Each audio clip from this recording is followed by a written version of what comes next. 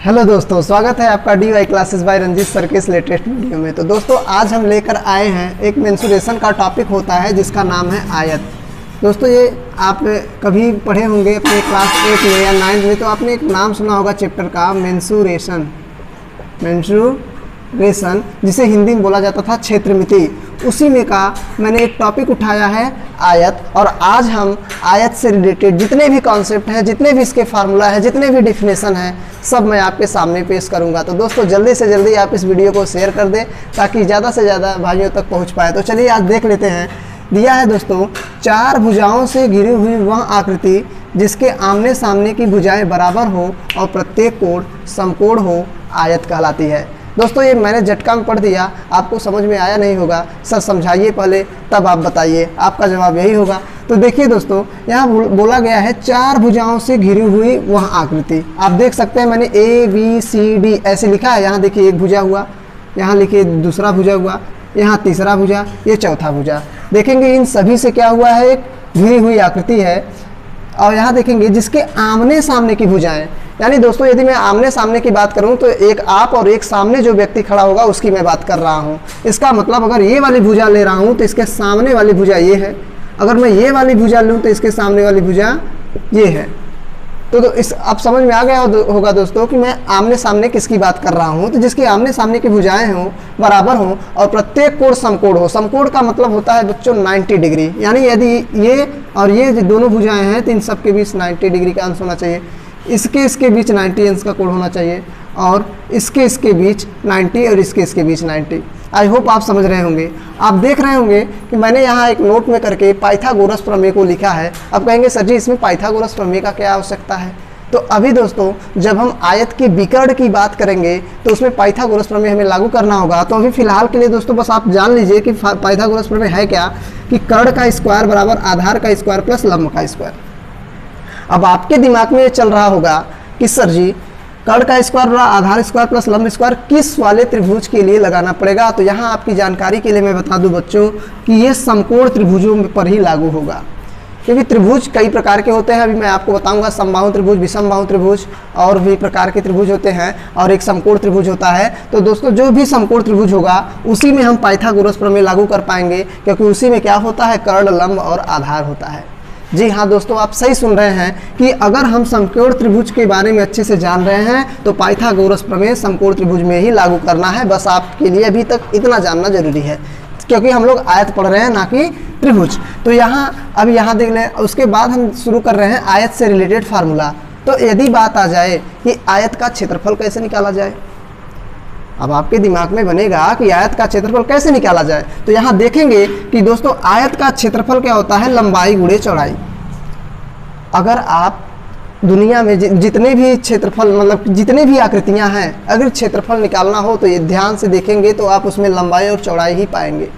लंबाई गुणे चौड़ाई अभी मैं आपको आगे बताऊंगा। जितने भी फार्मूले में मिलेंगे उसी में क्षेत्रफल का हमेशा फार्मूला लंबाई गुणे चौड़ाई होता है, याद रख लीजिए। और यही लंबाई और चौड़ाई किसी दूसरे आकृति में किसी दूसरे का रूप धारण कर लेती हैं। जैसे मैं आपको थोड़ा सा जानकारी के लिए मैं बता दूं, जैसे मैं आपको एक पन्ना फाड़ के दिखाता हूँ। आप देख रहे होंगे कि इसमें अगर ये किसका काम कर रहा है, लेंथ, और ये है ब्रेथ ना, तो मतलब लंबाई, और ये लंबाई है हमारा और ये है हमारा चौड़ाई। अगर मैं इसको मोड़ दूं, ध्यान से सुनिएगा आप देखेंगे यदि मैं इसको ऐसे से मोड़ देता हूं,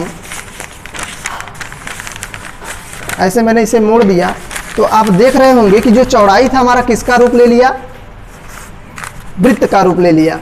तो यहाँ देख सकते हैं, तो हम चौड़ाई के स्थान पे क्या लिख सकते हैं, 2πr, क्योंकि ये देखिए वृत्त की चौड़ाई का मतलब ये जो हमारा b था वो किसका रूप ले लिया, 2πr।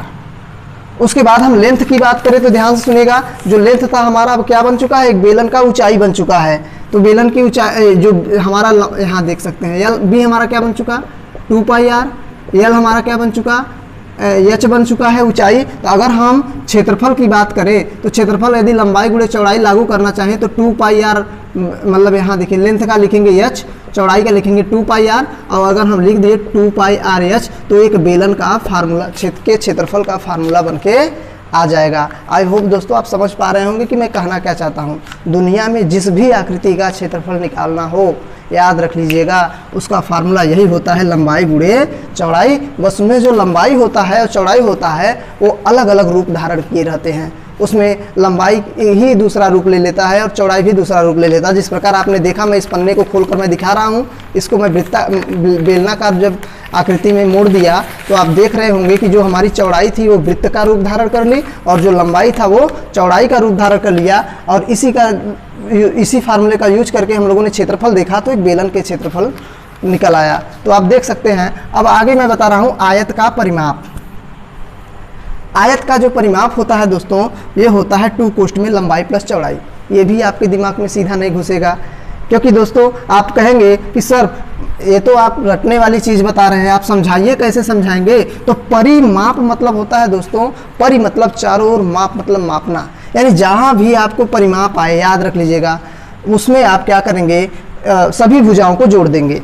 तो यहाँ मैंने डायरेक्ट कैलकुलेशन करके यहाँ फार्मूला लिख दिया है, मैं भी समझाता हूँ। तो बच्चों मैं इसे सोच रहा हूँ मिटाऊँ, तो आप इसका स्क्रीनशॉट ले सकते हैं, तब मैं मिटाकर इस फार्मूले को आगे एक्सप्लेन करता हूँ।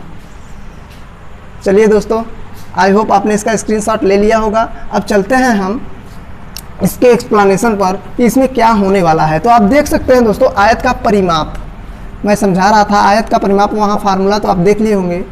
आयत का परिमाप, अब यहाँ देख सकते हैं आप, मैंने बताया कि सभी भुजाओं का योग, चाहे जिस भी आकृति का आपको परिमाप निकालना हो, उसमें जितनी भुजाएं हैं सबको आप जोड़ दीजिए। सभी भुजाओं का योग, हमें योग करना होगा, यानी जोड़ देना होगा। तो आप देख सकते हैं, यहाँ देखिए, मैं इसको लंबाई मान रहा हूँ, इसको चौड़ाई। तो इसके सामने वाली भुजा भी क्या हो गई, लंबाई, और इसके सामने वाली भुजा क्या हो गई, चौड़ाई। चलिए सबको जोड़ते हैं, लंबाई प्लस चौड़ाई।